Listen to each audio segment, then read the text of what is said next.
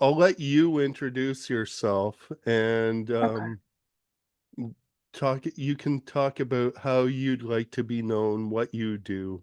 Well, hi, listeners.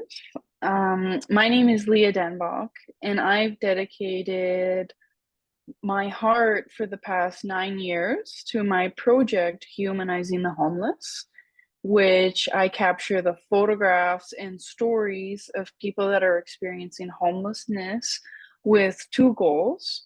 Firstly, to humanize people experiencing homelessness, and secondly, to shine a spotlight on their plight. You started doing this when you were pretty young. Um, can you just give a little bit of background on, first of all, how you came to get into photography, where your love of photography began, and then how you developed the humanizing the homeless theme from that? Yeah, so I first got into photography around the age of 15, and I was just so fascinated by the aspect of photography and the aspect of capturing the essence of people and places. So I saved up my money from my paper route and went to a used shop in my small town and I bought a camera. And with that camera, I was then able to take photographs of everything. So I was taking photographs of like my neighbor's kids, puppies and kittens, spider webs, sunsets, anything you can imagine. But wasn't happy with the photos I was taking. I didn't see any potential. So I decided I would just quit at 15 and move on to the next thing. But my father saw potential in my work, so he set up a consultation between myself and Joel Sartori, who's a National Geographic photographer and fellow. Okay. And I had done a DVD course with from Joel Sartori, that I had bought, like my dad had gotten for me. So that's why my dad thought to contact him. And after I had met with Joel Sartori and showed him my work, he sent my dad an email saying, Leah is well on her way and becoming not just a good photographer, but a great photographer. And I'm not kidding. So when my dad showed me that email on his laptop, I decided, oh, I can't quit. I must have potential. And I decided to continue doing photography from that point forwards and take it on as a career, even. So that's actually what I've been doing to this day. I've been continuing doing photography. And Okay. then the way that I got into my project, Humanizing the Homeless, is really two reasons. The first reason is around that age of 15 when I have really been getting into photography.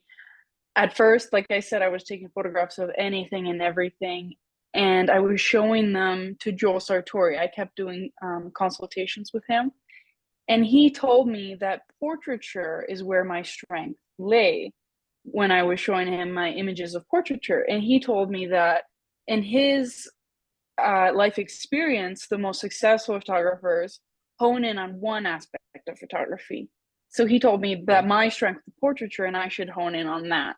So I took his advice and I began to focus more on portraiture about 15, 16. And I decided to find an interesting subject matter. I went to nursing homes in the small town where I grew up and was taking portraits of the senior citizens. But gradually, this didn't work for me because the nurses didn't want me around taking pictures, and I had to get written permission from the children of the individuals, and it was really complicated. So I was thinking of another subject matter I could photograph that would be interesting to practice my portraiture. And this is when my father found the work of Lee Jeffries, who's a British photographer who captured people experiencing homelessness in England. I was very drawn to his work, how he could capture someone's personality simply through their gestures, facial expressions, and wrinkles. And I thought I really want to do the same with my work. So my dad suggested, why don't we go to Toronto, the closest city, and go photograph some people experiencing homelessness? And at first, I was very taken aback by this idea because I grew up in a small town and I hadn't really seen any external homelessness. And I only believed the negative stereotypes that I was told. But he talked me into it, and off we went to Toronto, which is about 2 hours from where I grew up, and we photographed some people experiencing homelessness.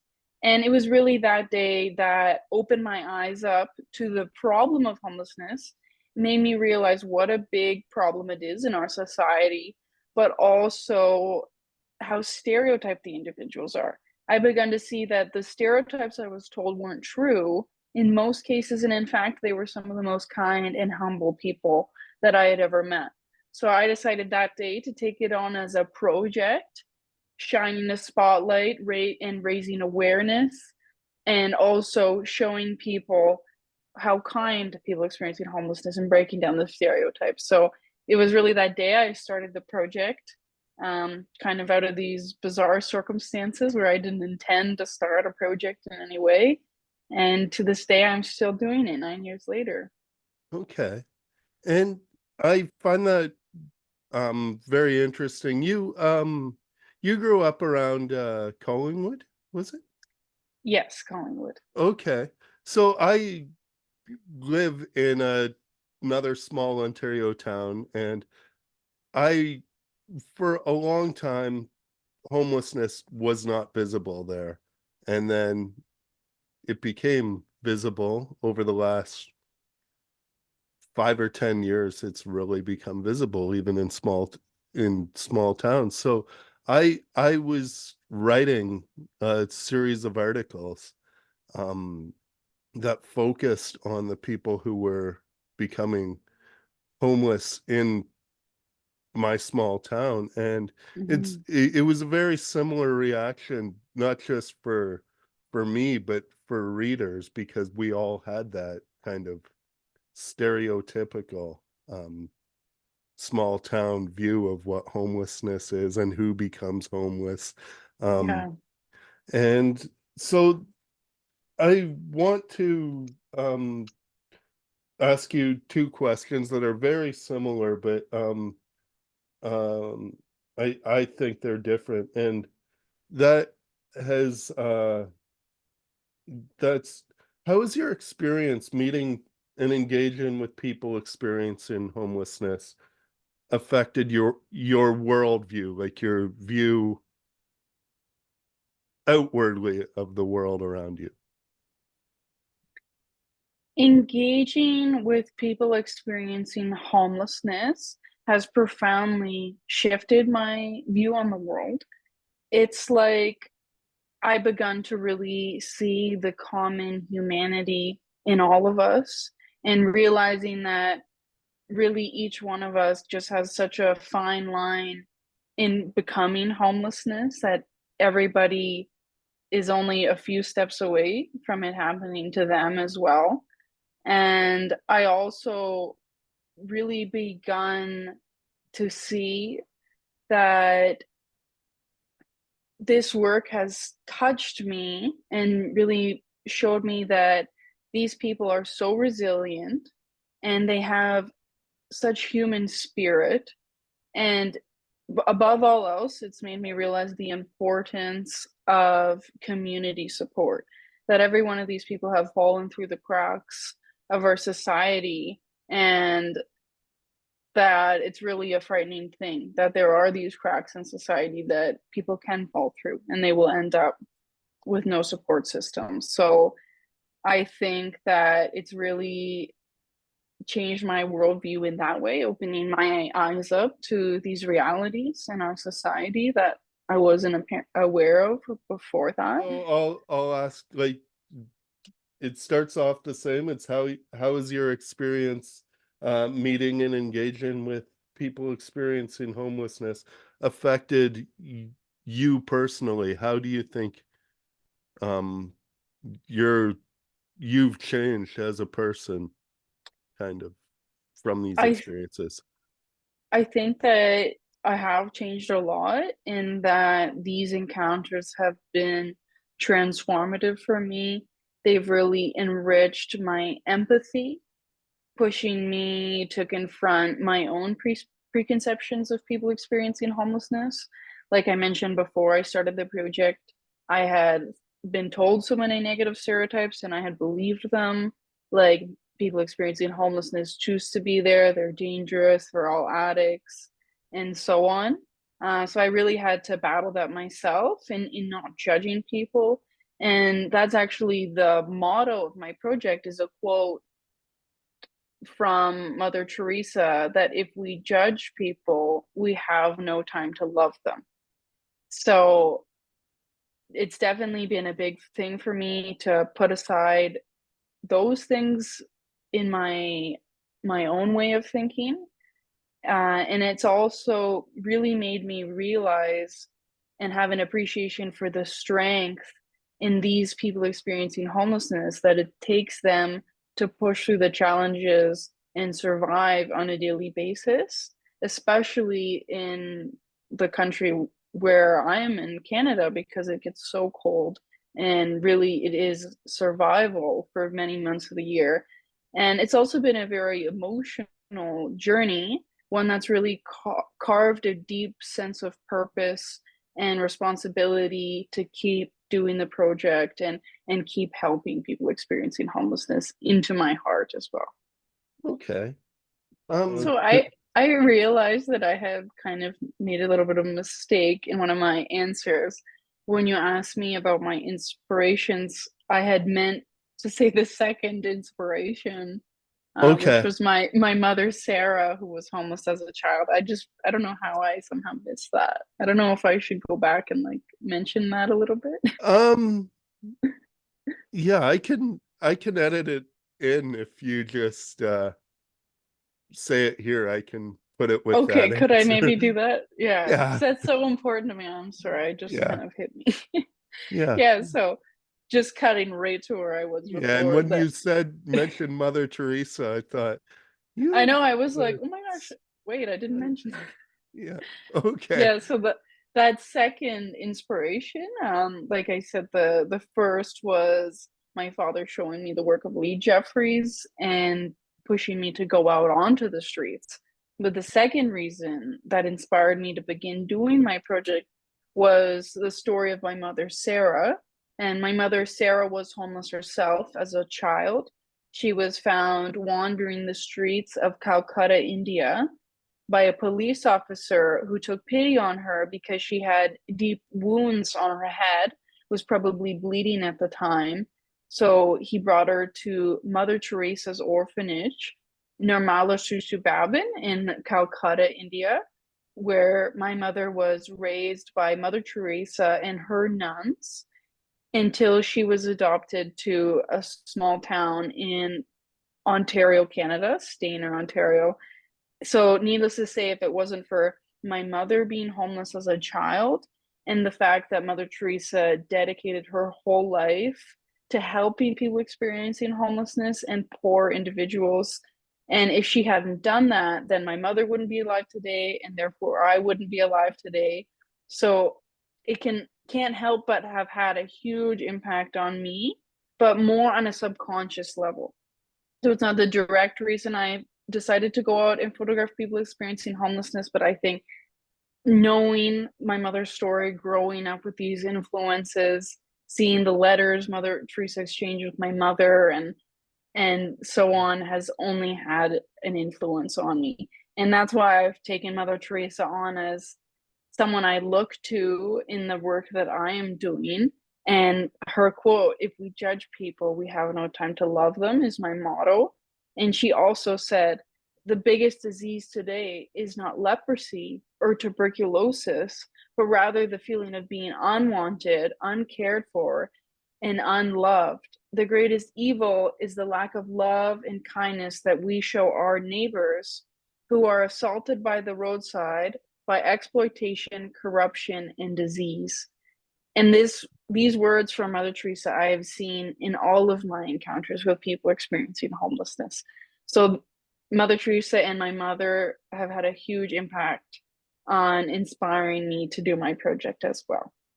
In there, you said your mother received letters from Mother Teresa. Is that a regular thing? Like, did Mother Teresa keep in touch with a lot of the children who passed through her orphanages, or Yeah, is so that? Mother Teresa made an effort that any child that was adopted out of her orphanage, she would exchange letters with, keeping tabs on that individual, making sure that they were happy in a safe place until the age of 18.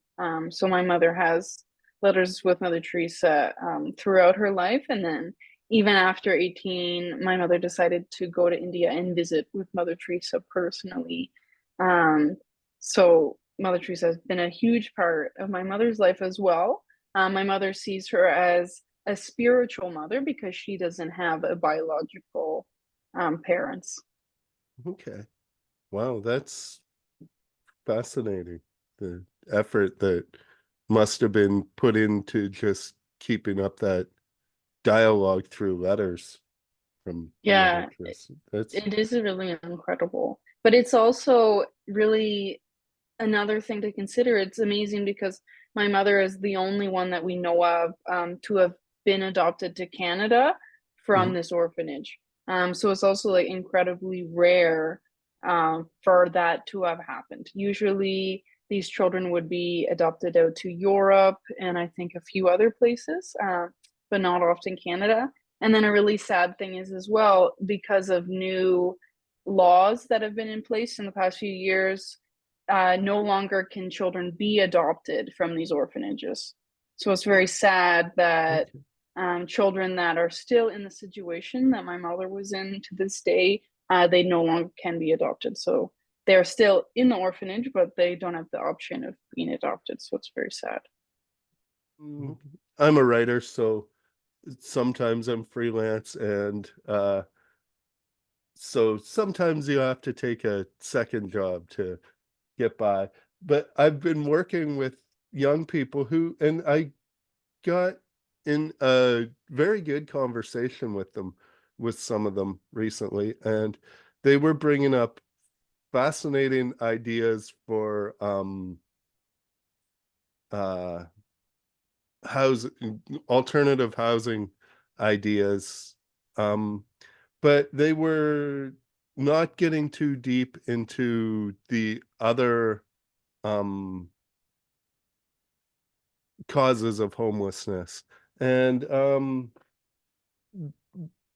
so in that conversation, if I'm going to put you in there, if you were talking to people based on um what you've learned from people you've met taking their photos on the streets, what do you think, what focuses do you think need to be considered, other than just simply taking someone and putting them in a house or a small tiny home or that sort of thing?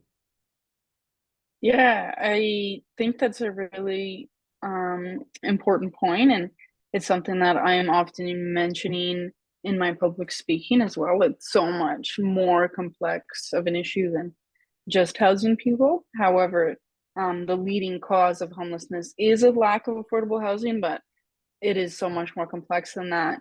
And I think that there are ways that we can help people experiencing homelessness in this more complex way. And I have met a few organizations and worked with, even personally, that have been actually ending homelessness.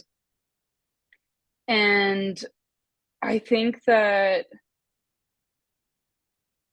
the most specific ways is that from my conversations with people on the streets, it's been clear that beyond housing, there is also a need for a really comprehensive support system in terms of giving people help with things like mental health services, job training, and social reintegration programs are very crucial. And it's really about building a sense of community and belonging while also providing a physical space for somebody to live and the different things that the person's going to need to get back into society, whether it be issues that they're having in their life that's preventing them from getting back in society. So I think it is really complex. And that's why it has to be such a comprehensive approach. But like I mentioned, I have worked with some organizations. Like I worked with this organization, the Micah Projects in Australia, and they have reduced homelessness there at the time by 50% by using this exactly comprehensive approach. Not only did they give people experiencing homelessness housing, but then in the bottom of the housing facility, they had a cafe where people experiencing homelessness could work, and then they would get integrated back. And then they also had like social services and mental health support and all of these things, and it worked. There's also Medicine Hat Alberta, where the mayor eliminated homelessness by doing a similar approach, giving housing and having a comprehensive approach. So I think it's very sad that like we can see how to do it, and there's like an exact kind of rule book on how we can end homelessness, and it could be done tomorrow.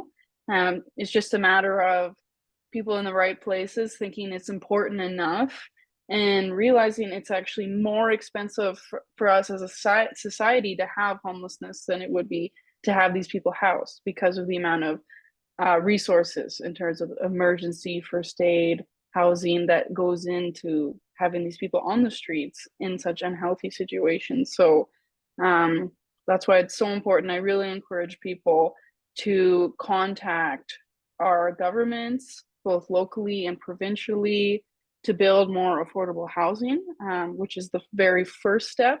Like I mentioned, the leading cause, but also like we've been talking about, pushing that we really need to address these other problems as well. So we'll go into your books then. And I think this conversation will bring you back to the organizations you just mentioned, because first I want to get you to talk about your books, and then they're also raising funds for these organizations. So I'll get you to talk about the organizations that the book series raises funds for. So my book series has really been a culmination of my project, because I've been able to put all the photographs and stories that I've been capturing throughout the past 9 years into these book series. I have 4 books out right now in my series called Nowhere to Call Home: Photographs and Stories of People Experiencing Homelessness. Each are different volumes, volume 1, 2, 3, and 4, and I'm currently working on other volumes in this series. And each book has about 40 to 50 different photographs and stories from individuals around the world in different major cities that I have photographed people experiencing homelessness, such as places in India, Spain, United States, Canada, and a few other places. And as you mentioned, I do donate 100% of the profits back to my book series. From my book series back to different organizations and charities that are helping people experiencing homelessness. So I really find that the project is a great way to give back and to funnel money back into these organizations that are really have the know-how and the resources to best help people experiencing homelessness. And the organizations that I've chosen for the donations is very specifically organizations that I've worked with that I can see are really caring.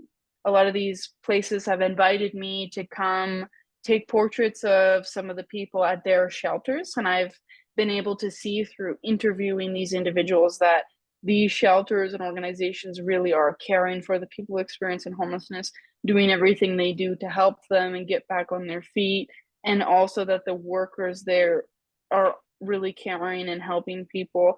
And the different organizations I've chosen, so it's one for each book, is the Bayside Mission Center, Barrie, Ontario, the Barbara Wider house, which is right here in Collingwood, where I grew up, actually. So kind of bringing back in a full circle.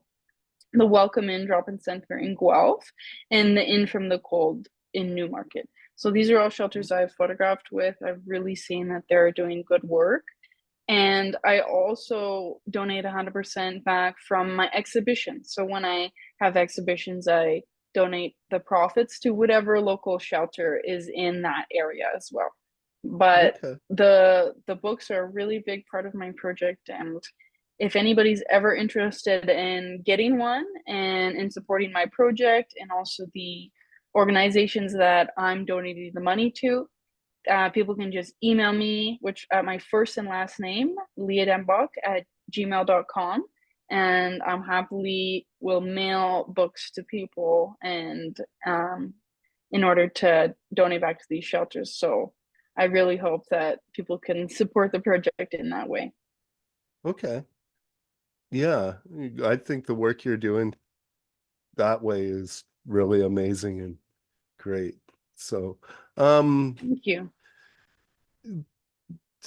and then to wrap up, I'll let you talk about any exhibitions you might have coming up, any future plans, what you're busy with, and what you're going to be doing in the future. Yes, I actually have two exhibitions up right now.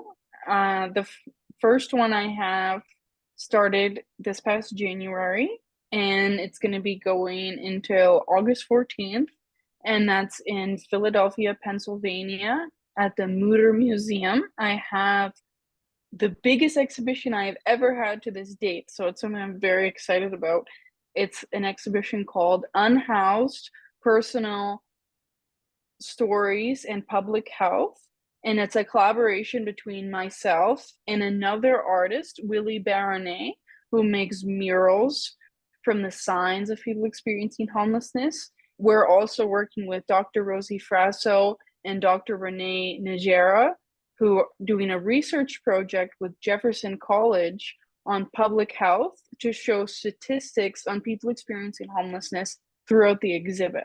So it's a wonderful exhibit in seeing many aspects on showing homelessness. It's going to be my portraits and stories on one side, Willie Baronet's mural on the other side, and then statistics on homelessness on the walls. There's also some features throughout the exhibit where locals in the community can give their feedback and interact with the exhibit. So it's just a really amazing exhibit in raising awareness and showing that homelessness is a public health problem that should be addressed. And I also have another exhibition happening right now in Toronto at the Laurier Art Gallery. And this is going to be up for the next few months. The end date hasn't been confirmed yet, but this is at 113 Jefferson Avenue, just right in Toronto. And it's a beautiful exhibition of portraits and stories from my work for people to come see. And Toronto's where I begun my project, so what a better place to have an exhibition of my work. So those two shows are up right now for anybody that's interested to go see them. And things I'm working on is just continuing with my project, recording photographs and stories of people experiencing homelessness. I'm working on subsequent books, and I'm also doing more exhibitions in the future. I do have another show happening in Texas coming this September. I'll be doing an exhibition at the University of Dallas, Texas, which will be another collaboration event between me and two other artists. It'll be myself, Willie Baronet, doing another mural of signs, and then a third artist who is Jonathan Pallant, who has an orchestra of people experiencing homelessness who sing.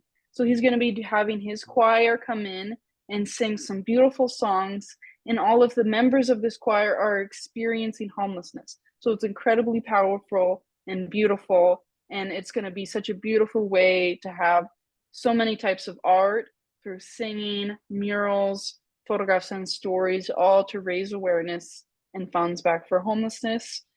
So that's also exciting, and many more things to come. So if anybody's interested in following my work, there's my website for my project, which is www.humanizingthehomeless.org.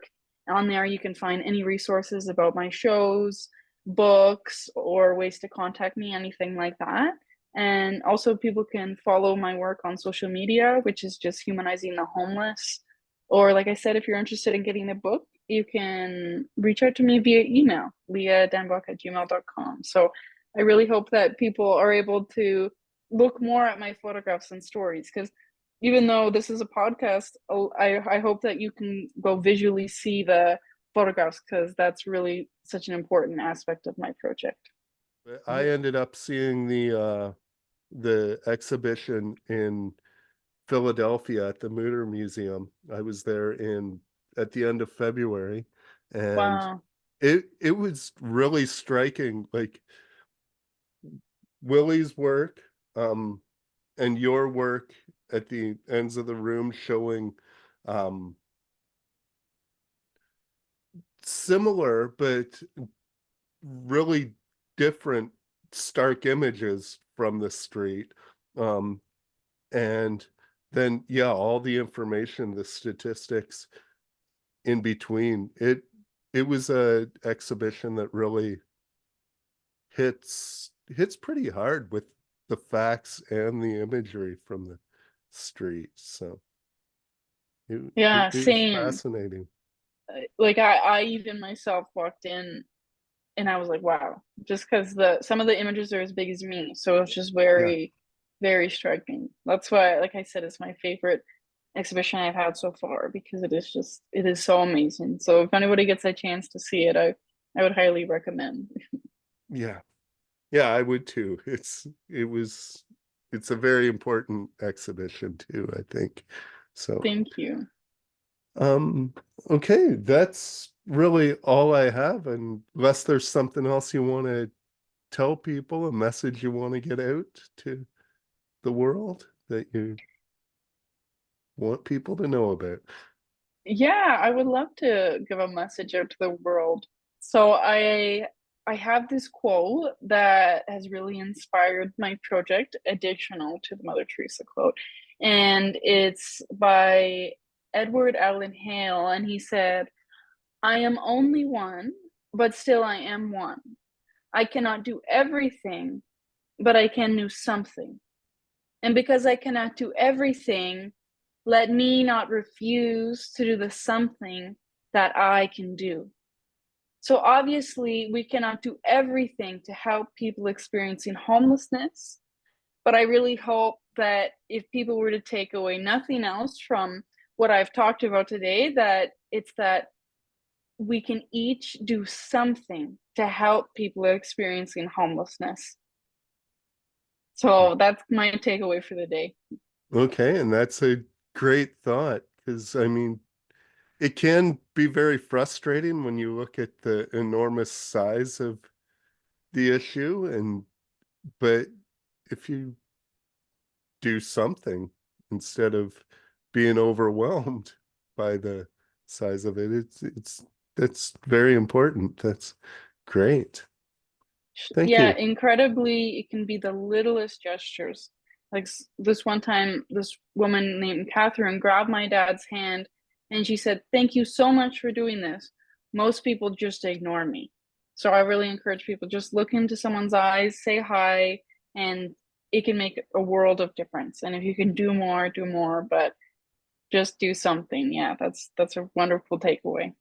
Yeah, yeah, that's awesome. So thanks again for talking to me, and I'm I know I'll see more of your work in the future. You're a brilliant photographer. That's Thank you. I really appreciate you having me today. It was such an honor to be invited on your show. okay. Thank you.